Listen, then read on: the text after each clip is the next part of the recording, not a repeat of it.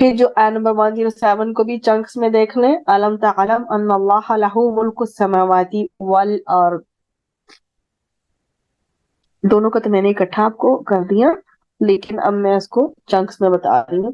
کیا تم نہیں جانتے کہ آسمان اور زمین کی بادشاہت اللہ تعالیٰ کے لیے ہے، تمام اختیارات اس کے پاس ہیں، تو کیا تمہارے لیے قانون بدلنے کا اختیار اس کو نہ ہوگا؟ اللہ تعالیٰ اپنے بندوں کا ولی بھی ہے اور مددگار بھی ہے۔ جب اللہ تعالیٰ تمہارا مالک ہے تو تمہارے اندر تصرف کرتا ہے، جیسے کہ اس کے تقدیری فیصلوں سے ہم اعراض نہیں کر سکتے، ایسے ہی شرعی احکامات سے بھی ہم اعراض نہیں کر سکتے۔ ہم ہیں کون جو اعراض کریں گے؟ کیونکہ ہمیں تو خود ہم ناقص عقل کے مالک ہیں نا۔ ہم اللہ سبحانہ و تعالیٰ کے چاہے شرعی احکامات ہیں یا تقدیری فیصلے ہیں، ہم ان پہ آبجیکشن نہیں کر سکتے۔ ہمیں سمعنا و اطعنا کرنا ہے، سن لیا اور ہم نے اطاعت کی۔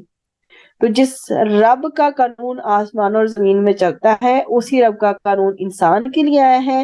تو ہمیں اچھے سے یہ بات سمجھ لینی چاہیے کہ حکم دینے والا بھی رب ہے اور بدلنے والا بھی رب ہے۔ وَمَا لَكُم مِّن دُونِ اللَّهِ مِن وَلِيٍّ وَلَا نَصِيرٍ، اور اللہ سبحانہ و تعالیٰ کے سوا کوئی دوست ہے اور نہ ہی کوئی مددگار ہے۔ تو ہمیں کیا کرنا ہے؟ اللہ پر اعتماد رکھنا ہے، کامل یقین۔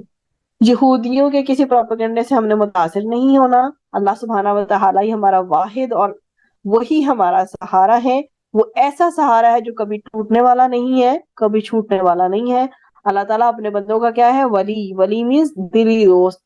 جو ولی کا مطلب بیسیکلی ہوتا ہے جو دوست ہو، ایسا دوست ہوتا ہے جو کبھی نہیں چھوڑتا۔ تو اللہ تعالیٰ اپنے بندوں کا ولی بھی ہے اور مددگار ہے، اور وہ نفع کا چاہے ہمیں حصول ہو یا ہمیں نقصان پہنچ رہا ہو، اور اس کا جو ہے عطا کرنے والا اللہ ہے۔ اگر اللہ تعالیٰ چاہے تو ہمیں کوئی دے نہیں سکتا، اور اگر اللہ تعالیٰ نہ چاہے تو ہم سے کوئی روک نہیں سکتا۔ اللہ سبحانہ و تعالیٰ قادر ہے ہمیں عطا کرنے پر اور ہم سے روکنے پر بھی۔